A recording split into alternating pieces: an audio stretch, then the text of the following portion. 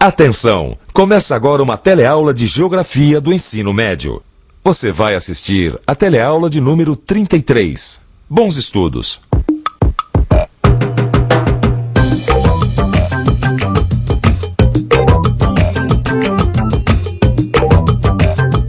Vem cá, você já ouviu falar em sistema financeiro global?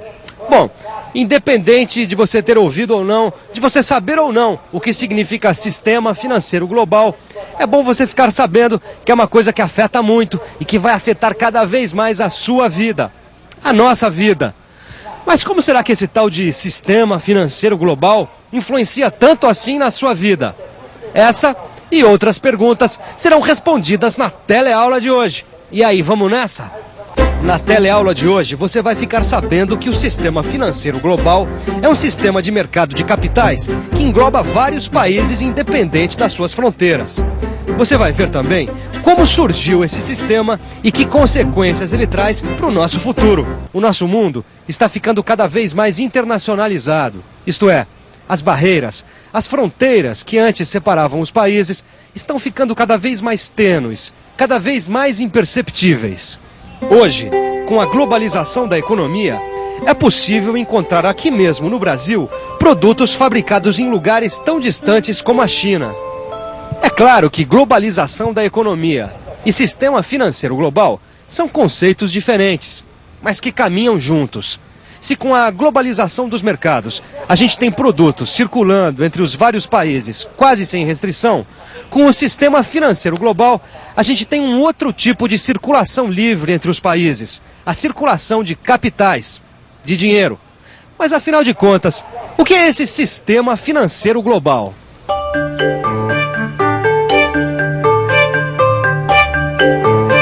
Segundo escreveu a geógrafa Lia Osório Machado, a economia de mercado, atualmente, funciona com a ajuda dos bancos de investimento internacionais e dos mercados de capitais.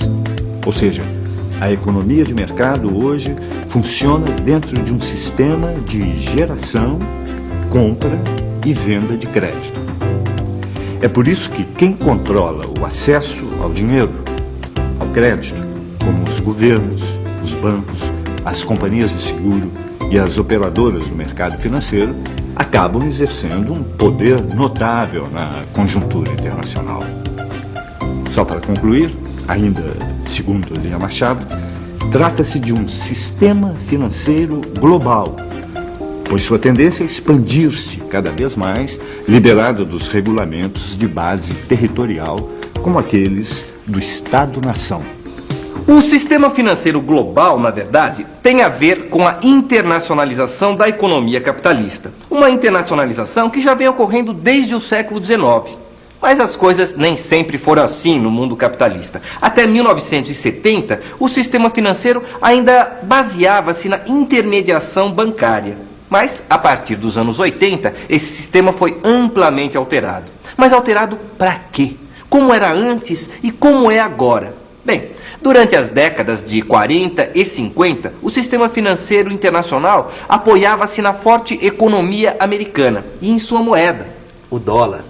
E era a partir da relação existente entre um montante de dólar e uma quantidade de ouro que se criava uma situação de estabilidade no sistema monetário internacional. Dessa forma, era possível controlar e saber sempre o montante de dólares existentes no mundo. E mais do que isso, era possível também que cada país soubesse exatamente a relação em valor entre a moeda nacional e a moeda de referência, o dólar.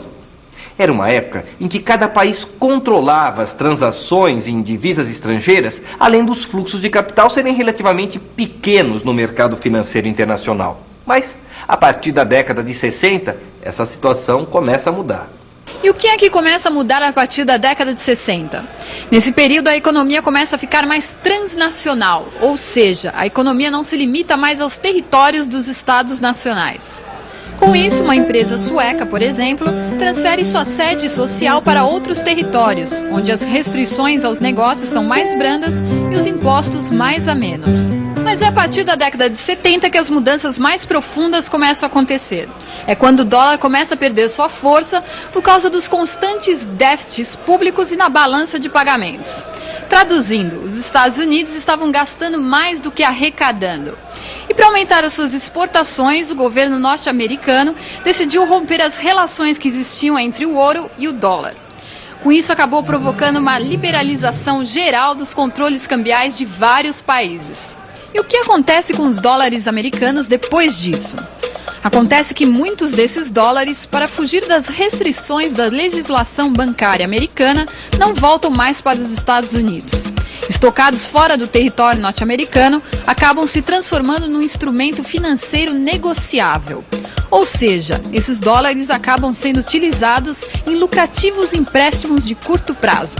Essa prática gerou uma expansão do fluxo de dólares por todo o mundo e fez com que vários governos perdessem o controle das taxas de câmbio e do volume de dinheiro que estava em circulação. Como você está vendo, a partir da década de 70 houve uma liberalização financeira mundial. Se por um lado isso ajudou a expandir o comércio mundial, por outro lado acabou fazendo com que os fluxos financeiros, o dinheiro, se separassem cada vez mais do comércio de manufaturas e de serviços. Além disso, os estados nacionais, que já vinham perdendo parte de seus poderes econômicos, ainda são acusados pelos ideólogos do neoliberalismo como os principais responsáveis pela crise inflacionária da década de 70. Bom, segundo os neoliberais, o Estado não deveria se intrometer de forma alguma na economia. O mercado, para os neoliberais, deveria ser livre. Tá aí, Vicente, uma boa pergunta. O que o neoliberalismo pretende, hein? Bom, Gil, a coisa não é tão simples assim. Mas o neoliberalismo, de uma maneira geral, pretende reduzir a inflação, estimular investimentos produtivos e especulativos, reduzir o tamanho e o papel do Estado, garantir ao capital privado maiores margens de lucro e reduzir o peso político e econômico dos trabalhadores. As mudanças neoliberais até reanimaram as taxas de juros, mas não conseguiram estimular o crescimento da produção. E por que isso? É que a desregulamentação financeira promovida pelo neoliberalismo criou condições muito mais favoráveis para a especulação financeira do que para a produção. Mas, apesar disso, o neoliberalismo continuou crescendo. E após atingir os países ricos da América e da Europa Ocidental, atinge também o leste europeu e a América Latina. Mais recentemente, a China se juntou a esse grupo com seu sistema de socialismo de mercado. Mas, apesar desse avanço neoliberal, a região capitalista que mais alcançou êxito nesses últimos 20 anos é justamente a menos liberal. Trata-se da região do Extremo Oriente, onde estão incluídos o Japão e a Coreia do Sul. Mas a globalização não está presente só no mundo das finanças, no mundo do fluxo de capitais. Ela também está presente na produção e nos processos de produção. Se hoje em dia a gente pode dizer que o dinheiro não tem mais pátria, a gente também pode dizer que as mercadorias estão ficando cada vez mais internacionalizadas. Hoje em dia está cada vez mais comum encontrar produtos feitos com peças fabricadas em países diferentes. Um automóvel, por exemplo, poderia ter o motor feito num país, as rodas em outro e o sistema de freios num outro ainda. Mas será que o fato de que os países não têm mais produtos tipicamente nacionais, o fato de que o dinheiro passa de um país para o outro, quase sem restrições, será que tudo isso não está enfraquecendo os governos?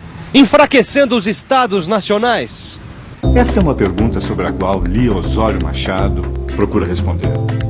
A autora afirma que, de um lado, o sistema de estados-nações mantém, do ponto de vista jurídico, as prerrogativas de soberania. E, de outro, o poder fixado pelas fronteiras do Estado Nacional é cada vez mais limitado pela política de poder das grandes corporações e das altas finanças. A sensação que todos nós temos diante do avanço do neoliberalismo é a de que os estados nacionais estão sofrendo tal pressão do sistema global que estão perdendo seu poder de escolhas e decisões, assim como sua autonomia para dinamizar os seus investimentos, renda e emprego. Ou seja, a globalização vem subordinando cada vez mais os estados nacionais aos interesses dos grandes centros financeiros. Diante disso, nós podemos dizer que os estados nacionais não estão perdendo sua integridade política, mas sim o controle sobre suas moedas e políticas fiscais.